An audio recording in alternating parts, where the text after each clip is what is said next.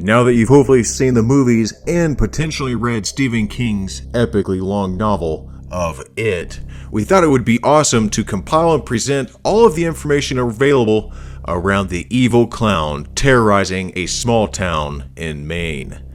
The information you are about to be exposed to has been pulled from the movies as well as the novel. For those who are unfamiliar with the storyline and the films, you should return to this video after you have had an opportunity to watch them. The reason being, this video contains spoilers. You have been warned. It, also known as Pennywise the Dancing Clown or Bob Gray, is the title character of Stephen King's 1986 horror novel that shares the same name. The character is an entity that preys upon the local children of Derry, Maine, roughly every 27 years, using a variety of powers that include the ability to shapeshift, manipulate, and go unnoticed by adults. The novel and film allude to it as being millions and possibly billions of years old, and is believed to have arrived to our world in a massive cataclysmic event similar to an asteroid impact in the place that would much later become Derry, Maine. It is a mysterious evil being from an unknown realm or dimension outside the regions of space. When it came to planet Earth to feed, its favorite disguise was that of a colorful and wisecracking circus clown named Pennywise. It could also morph into any other being or thing it pleased, generally based on its target's loved ones or friends, to lure them into traps or simply appear to them as their very worst fears and nightmares. It prefers to attract children, so it could capture, kill, and devour them. It is capable of killing every kind of human, but mostly prefers to prey upon innocent children because they were easier to manipulate and to scare. According to the creature, a frightened person simply tastes better.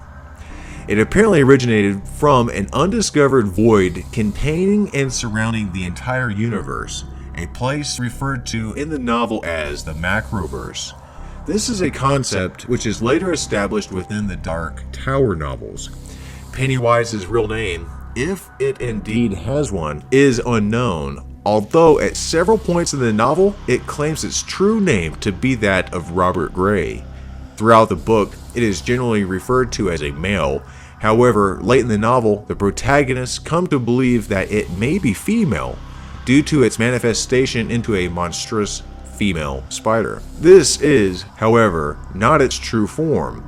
It is simply the closest the human mind can come to approximating it. Its natural form exists in a realm beyond the physical, which it calls the Deadlights. The book describes this as a writhing, destructive orange light. Coming face to face with the Deadlights is beyond comprehension and debilitates any being it comes in contact with. To expand upon this, let's refer to this quote from the book. Then the clown's face changed, and what little George Dambro saw next was terrible enough to make his worst imaginings of the things in the basement look like sweet, angelic dreams. What he saw destroyed his sanity in one clawing stroke, and George knew no more.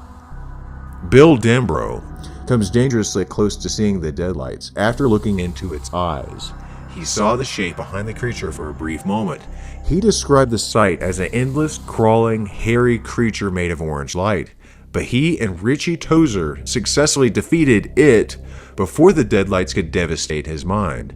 The only known person to face the Deadlights, survive, and regain her sanity is Audra Phillips. Throughout the novel It, some events are described through the point of view of Pennywise. It describes itself as the superior being, and humans are mere toys. It states that it prefers to kill and devour children, not by nature, but rather because children's fears are easier to manipulate and then interpret into a physical form. Thus, children are easier to fill with terror, and apparently they taste better. Yeah. As the book progresses, Pennywise is continually surprised by the victories that Bill and the gang had over it, and near the end, he begins to question if he's not as superior as he once thought he was. However, the evil being doesn't believe that the individual children are strong enough to defeat it. Only working as a group does it believe they can harm him.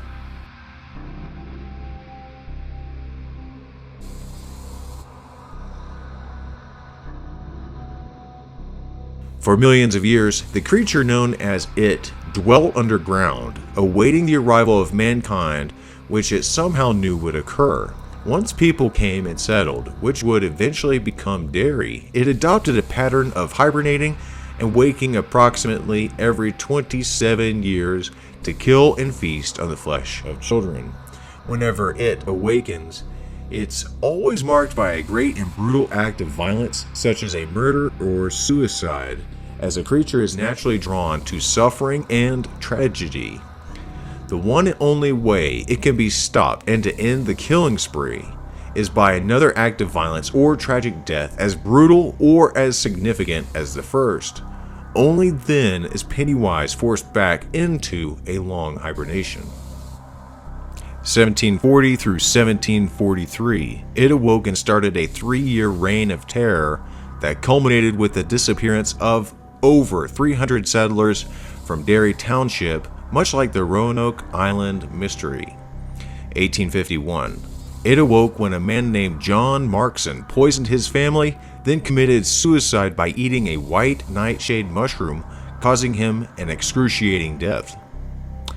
1876 through 1879, it awoke, then went back into hibernation after murdering a group of lumberjacks who were later found near the Kandusky.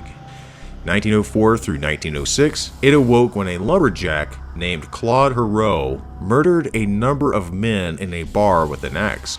Hero was promptly pursued by a mob of townsfolk and hanged. It returned to hibernation when the Kitchener Iron Works exploded, killing 108 people, 88 of whom were children engaged in an Easter egg hunt. 1929 through 1930, it awoke when a large group of Derry citizens gunned down a small group of gangsters known as the Bradley Gang. It returned to hibernation when the Maine Legion of White Decency, a northern counterpart to the Ku Klux Klan, burned down an African American Army nightclub. 1957 through 1958, it awoke when Dorsey Corcoran was beaten to death by his stepfather. Pennywise claimed his brother's life by taking the form of the creature from the Black Lagoon and decapitating him in a park. Its first known victim at this time, however, was Georgie Dembro. During one of the floods that hits Derry every few years, it was then forced to return to an early hibernation when wounded by young Bill Dembro, Georgie's older brother, in the first confrontation. 1984 through 1985, it awoke when 3 young homophobic bullies beat up a young homosexual couple, Adrian Mellon and Dawn Haggerty, throwing Mellon off a bridge, which echoes real-life events in Maine. It was finally defeated in the second confrontation by the adult Bill, Richie, Beverly, Eddie, and Ben. In the intervening periods between each pair of violent book-ending events, a series of child murders occur in Derry which are never solved. The book's surface explanation as to why these murders are never reported on via the national news level is that location matters to a news story. A series of murders, no matter how gruesome, do not get reported on if they happen in a small town. However, the book's implied reason for why the atrocities go unnoticed is far more sinister. Pennywise won't let them be noticed in the larger world. Pennywise has many powers and abilities. These include shape-shifting. It can immediately transform itself to any kind of being, taking the frightful image directly from the victim's mind, regardless of the size or nature of the mental image. It took the form of a gigantic plastic statue, several small life entities like flying leeches, or several human-sized entities when the adult Eddie is confronted by the cadavers of Greta Bowie, Patrick Hockstetter, and Belch Huggins at the baseball field. Between shapeshifting, it is an orange amorphous goo, which is somewhat close to its true form. Some may disagree, however, saying that the spider is the closest to its true form. Others may argue that the clown is its true form. This is untrue, however. The clown is only its most favored form. Illusions. It can create many different illusions which are realistic enough to harm its victims. These illusions include balloons floating against the wind, moving photographs, blood gushing, small but shocking entities such as crickets, a mutant fly, teeth, and an eyeball, which were hidden in the fortune cookies at the losers' reunion, different noises and music including human speech, and various smells like popcorn, cotton candy, and rot. After a short period of time, or when the victim actually sees through the illusion, these illusions will cease to exist. It is imperative, however, to see through the illusions perfectly. Another illusion created by it is a huge interior of a building. Partial invisibility. This was clearly stated in several cases, most notably when the adult Beverly encounters Pennywise at the place where she used to live, or when the adult Ben Hanscom encounters it in the public library. This suggests that only those who actually believe or have knowledge about its existence are able to see it, although it is clear that it can become fully visible to anybody when it is necessary or wishes to do so. Regeneration. While it's clearly not invulnerable, and in fact can be wounded and damaged in lesser to greater degrees, it can almost spontaneously regenerate. This ability of it appears to be untrustworthy, as seen during the young Mike Hanlon's encounter with the giant bird. After Mike hit the bird's eye and its feet with broken tiles, the bird quickly decided to retreat. On the other hand, when Bill and Richie encountered it in its werewolf form on 29 Neibolt Street, it can almost instantly regenerate itself. During that encounter, Bill shot Pennywise in the head. Pennywise proceeded to then chase the boys for a somewhat long period. It is unclear how it utilizes its quick regeneration abilities, but it might be a necessary ability. Opinions differ about whether or not it could be killed merely with heavy firepower and weapons in its physical form. Telepathy. It can read minds when in close proximity. This ability is the one it most exploits, usually when taking on a form, but in several cases, it can clearly read thoughts and exploit them to its own advantage. It can also communicate telepathically, as seen in the library scene with the adult Richie Tozer, or in the Juniper Hill scene with Henry Bowers. Brainwashing, mind control. It has the ability to brainwash several minds simultaneously. This also suggests that it has the ability to erase particular things from a person's memory or knowledge. During the two confrontations between the Losers Club and it, Bill discovers this and warns his friends that Derry is it, and that any place they go, they won't see, they won't hear, and they won't know. This hugely affects the minds of the locals who live within Derry, making them indifferent about the terrible events that are taking place. Generally, it appears that weaker-willed citizens and visitors succumb to its powerful mind control. This ability presumably has no effect on people outside of Derry's boundaries. Teleportation. It can teleport itself to limited distances by disappearing without a trace and reappearing somewhere else a bit later. Although a very useful and effective ability, it does not seem to exploit this too often. Plant or floricide.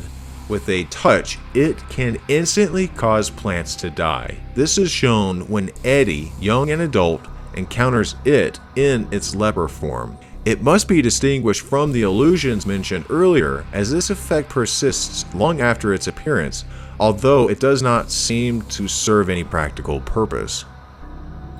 Telekinesis. It can manipulate inanimate objects, making them fall, float around, and behave supernaturally. This includes locking doors and electronic devices. Weather control.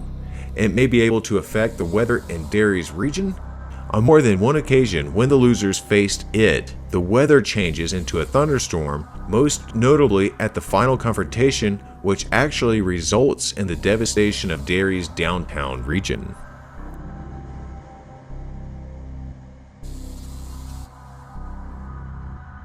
It has many powers, one of these being the ability to shapeshift to scare the children of Derry.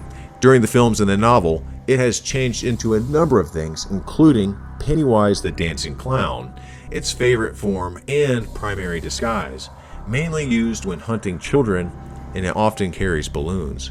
Georgie Denborough, when Bill examines his brother's photo album.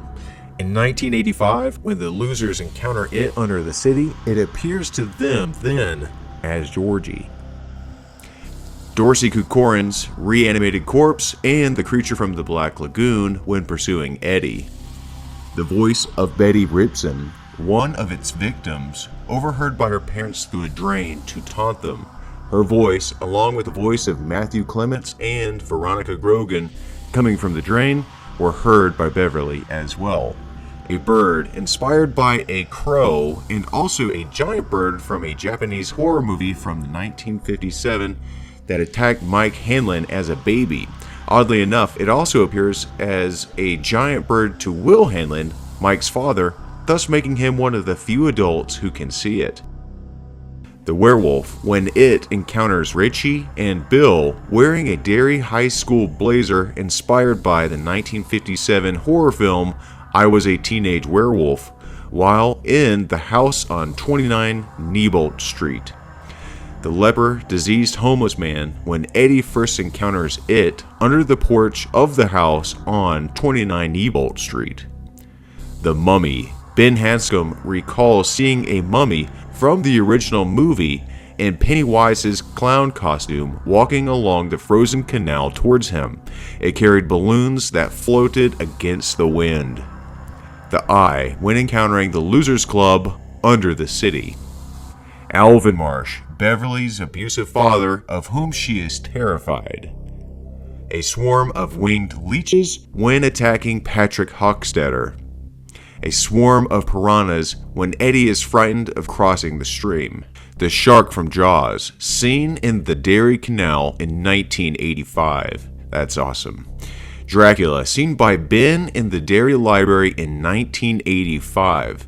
It does not look like any of the traditional variations of Dracula, however, but rather resembles Kurt Barlow from King's Own Salem Lot. Very old and with razor blades for teeth. He asked Ben, what did Stan see before he committed suicide? The vampire then chomps down on his own mouth, causing his lips to split open and bleed onto the floor. The Paul Bunyan statue, referred to as the Giant, when encountering Richie outside of the town. Tony Tracker, manager of a trucking depot in Derry during the Losers' childhood. Greta Bowie, a female classmate of the Losers in 1958 who died in a car crash a few years later, and Patrick Hochstetter's decomposing corpse seen by Eddie at Tracker Brothers in 1985 when he visits an old baseball diamond near the depot. The Frankenstein's monster, when encountering Henry Bowers and his sidekicks, Victor, Chris, and Belch Huggins in the sewer under Derry. A Doberman Pinscher, when it appears to Henry Bowers in 1985 at Juniper Hills Mental Institution, it turns into an 8-foot-tall dog of this breed because it is the only animal the guard on duty fears. The Ghost Moon, while convincing Henry Bowers to do its dirty work. Victor Chris, while convincing Henry Bowers to help it. Jimmy Donlin, one of the inmates at Juniper Hills, sees it as his mother. The head of Stan Uris, full of feathers, inside Mike's fridge, also appears again as a jack-in-the-box when Henry fights Mike in the library. Mike sees Stan's head again before changing to Belge's head, while Henry sees Victor's head. The witch from Hansel and Gretel. Beverly Marsh visits her former home to find a woman named Mrs. Kirsch living there. Mrs. Kirsch then transforms into the witch, revealing that she is actually it. Decomposing waterlogged corpses of children perceived by Stan Uris as he enters the Strand Pipe and remembers to tell the kids who drowned in the Water Tower's reservoir. Reginald Belch Huggins in zombie-like form. It takes this form when it gives Henry Bowers a lift to the Derrytown house to murder the remaining Losers Club members in 1985. It picks Henry up in a 1958 Plymouth Fury, a direct reference to King's novel Christine. The Deadlights. When Henry Bowers and the Losers encounter it, this is its form in the Macroverse.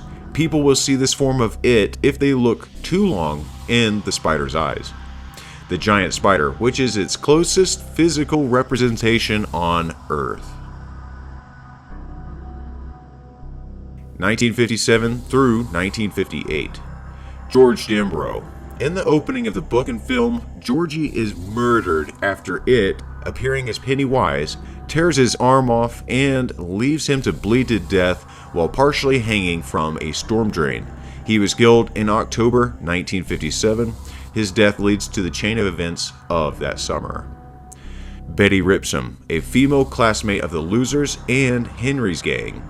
She was killed by it in the form of Pennywise. Her parents heard her voice in the sink. She was killed on December 26th, the day after Christmas. Eddie Corcoran, whilst sitting on a bench to cool down, it, in the form of his dead brother, Dorsey's reanimated corpse, grabs Eddie on the ankle and chases after him. Afterwards, it changes into the Gillman, which is the creature from the Black Lagoon, and tears his head from his body. He was killed on June 19th. Veronica Gregorin. Beverly Marsh reveals to the boys that a friend of hers, Victoria, was killed by Pennywise in late June. Patrick Hochstetter. After Henry threatens to tell Patrick's secret about trapping small vulnerable animals in a refrigerator and leaving them there to die by suffocation, Patrick leaves to dispose of the corpses but is attacked by it in the form of several winged leeches which make large holes in his body. He falls unconscious due to blood loss and shock. When he awakes, it had already begun eating him. He was killed in late July. Butch Bowers. After Henry receives a switchblade from Pennywise in the mall, he goes inside his home and murders his dad by pressing the knife to his neck and then releasing the spring-loaded blade.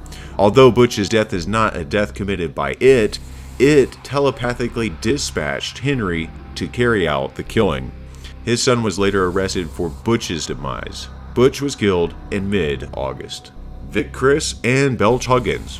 While searching for Bill Dembrow and the gang in the sewers with Henry Bowers, Victor and Belch are both killed by it in the form of Frankenstein's monster. In this form, it decapitates Victor. After killing Vic, it pursues Henry, but Belch defends him. Despite Henry fleeing, and Belch's strength, it easily overpowers him and mutilates his face. Both were killed in mid-August, making them the final victims of the summer. 1984 through 1985. Adrian Mellon, the first victim of it in 1984. A gay man was assaulted by 3 homophobic youths.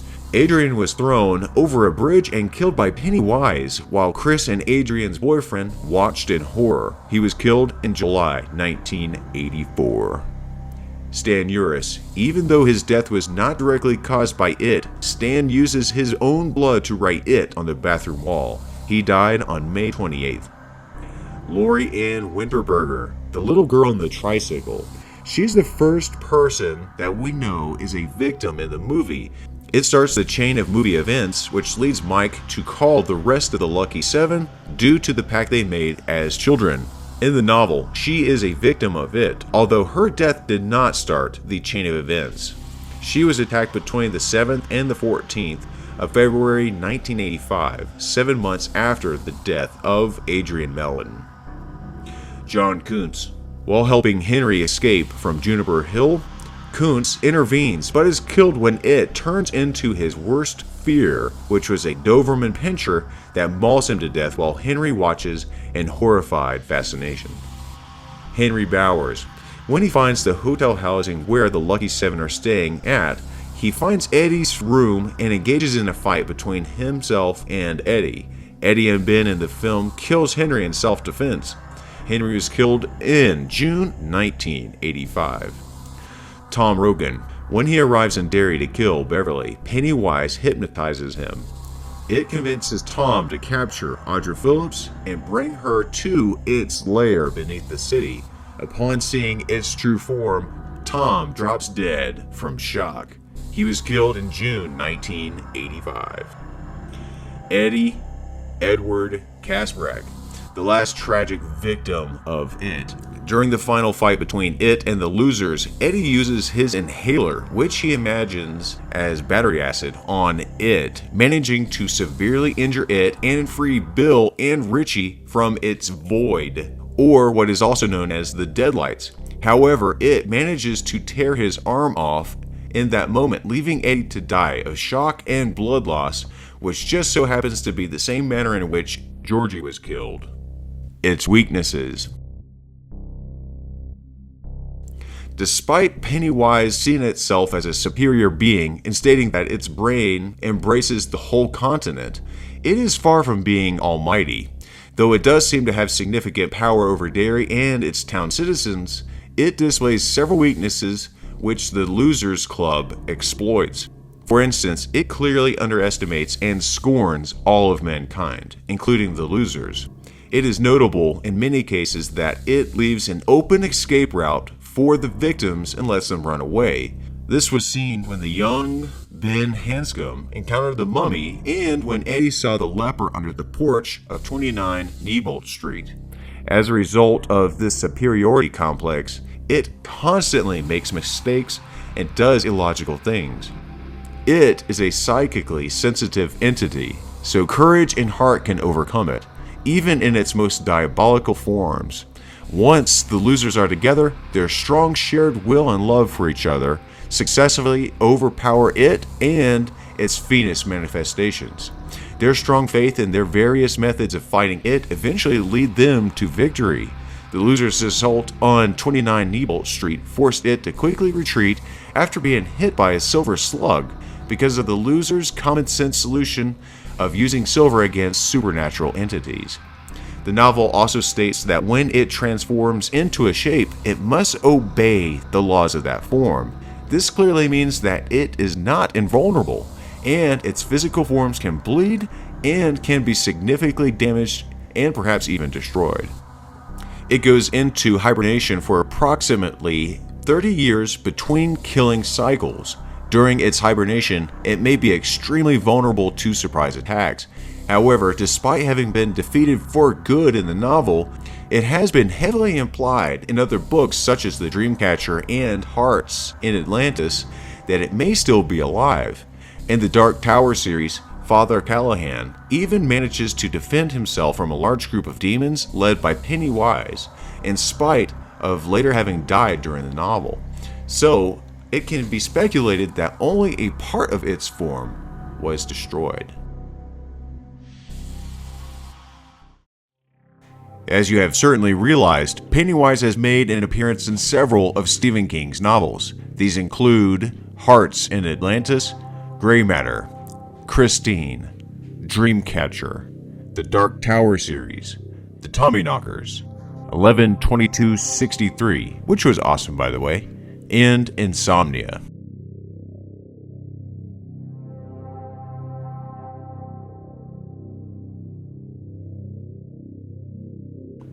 So, there you have it folks, that's everything known about Pennywise, or Bob Gray, the horrific creature from Stephen King's It. I would love to hear your thoughts on this being, the movies, the book, and this video below. Make certain to like and subscribe. Do me a favor and share this video while you are at it. It really helps. Make certain to follow us via Twitter and Facebook. Links are in the description.